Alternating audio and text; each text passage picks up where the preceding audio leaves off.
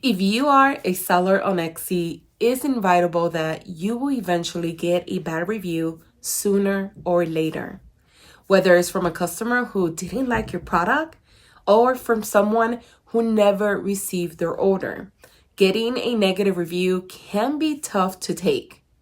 Now, before you respond to a bad review, there are a few steps that you should take, which I'm going to be discussing in this video. I'm going to give you some actionable tips that you could take right now, so when you do get a bad review, you will be able to handle it a lot better. So make sure to stick around until the end.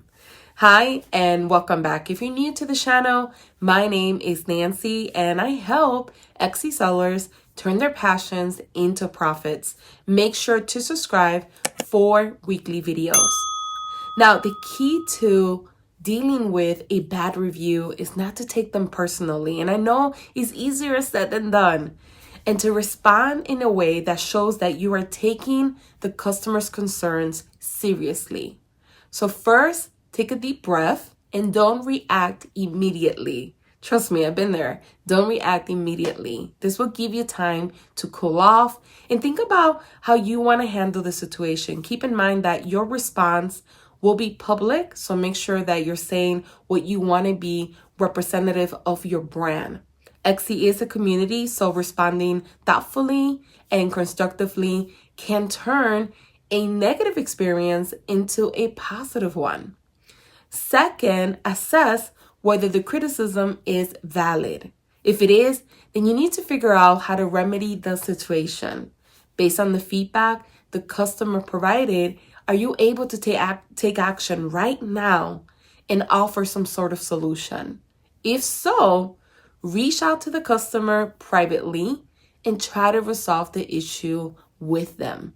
When you're running a business, there are bound to be occasional issues with customers, and it's pretty normal. Sometimes they'll be angry, sometimes they'll be demanding, but no matter what it is, right, it's important to handle the situation in a professional and courteous manner. This can help avoid any future or further conflict or damage to your relationship with that customer or your brand. So by reaching out to the customer to resolve the issue, this could lead to the customer changing their mind and changing the bad review, right? It can happen. But how about if it doesn't happen? You did everything I just talked about and the customer doesn't change the review. What then? What do you do then? Trust me, I know one bad review can ruin your day or your week. I know I have. Recently, I had a customer who was unhappy with her purchase and she left me a 1-star review. And it completely spoiled my day. I let that one review dictate, right, my mood for the entire day. But I shouldn't have not done that, because if I would have taken a step back and I would have realized that she's only one person and her opinion doesn't reflect that of the majority.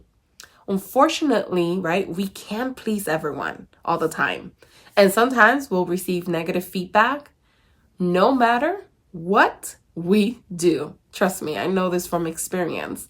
So don't let a bad review spoil your entire day or week. Instead, learn from it and move on. I hope that these Etsy review tips helps you in the future.